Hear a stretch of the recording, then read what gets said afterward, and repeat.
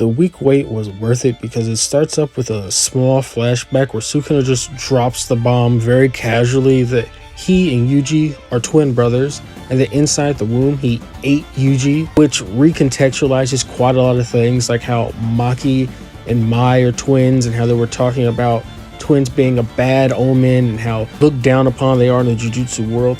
It also adds to why Sukuna might have the two sets of eyes, arms, and why he has the extra mouth, because they all might be Yuji's.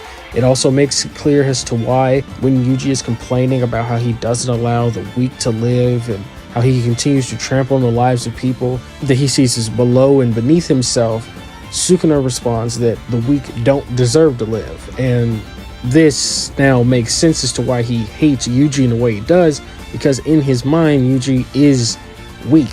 He literally murdered him in the womb. Yuji doesn't have a right to live as far as he's concerned, yet he's out here opposing him and doing all of these things. This then leads into Arame wondering if Yuji has the same exact potential as Sukuna, and after Gege puts in another homage to the raid, we get to see exactly what the series has been building towards since Gojo was hinting back at it when Yuji was first trying to see if he had a curse technique.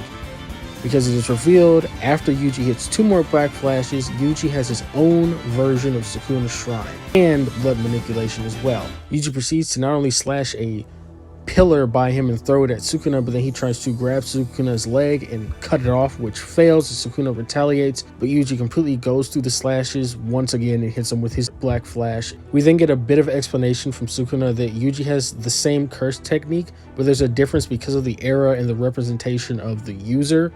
Sukuna, though, still thinks it's kind of ridiculous that he's even able to use it at all. We're then interrupted with a small flashback where Ino tries to ask Gojo, Shoko, and Ijichi if he's able to use Nanami's blunt knife because they knew him better and were much closer to him than he got to be. But he reassures Ino that he definitely can use the tool because Nanami trusted Ino more than he trusted anyone else.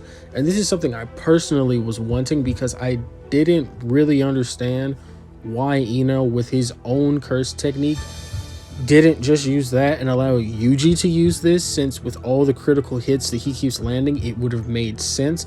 But seeing this kind of clarified that, and now it makes more sense as to why he would have it. And now flashing back to the fight, we see he actually reveals Ryu, the summoning that he was going to try to use on Toji and that people have never allegedly survived before. It's enough to actually hold Sukuna's attention. He immediately takes it out though, using the slices to cut off the dragon. Then as soon as he gets a hold of Nanami's cursed tool to try to get a counterattack, Yuji comes behind him again to land his 4th black flash in this chapter. Sukuna then gets agitated by the fact that Yuji keeps landing these as if it's nothing and they're just normal, and then the thought starts to cross his mind that Yuji is actually trying to stand equal with him, which starts to enrage him. But it unfortunately doesn't work because Yuji then catches his punch and throws him back against the wall with his own punch. Sukuna then tries to counter with slashes, but just has what happened before when he first awakens. The slashes don't do anything and Yuji's able to just power straight through them, hits him with his 5th black flash this chapter, with Sukuna being completely baffled as to why the slashes aren't doing anything. He even tries to grab hold of his face and slash him point blank, but Yuji just doesn't care anymore.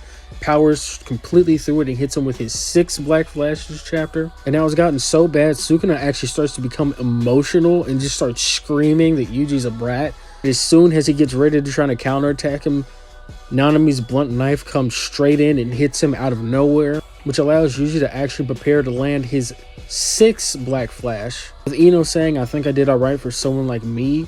Hit him hard, Yuji, which on the next page we see the final black flash, the 8th and final consecutive black flash Yuji has now landed, as he's so far landed 1 in the prior chapter when he originally awakens and now 7 in this chapter, with us now being left with an editor's note that claims Yuji became equal to the king and surpassed him. Now, I'm going to be the first to say that that's bullshit. I'm not even going to lie.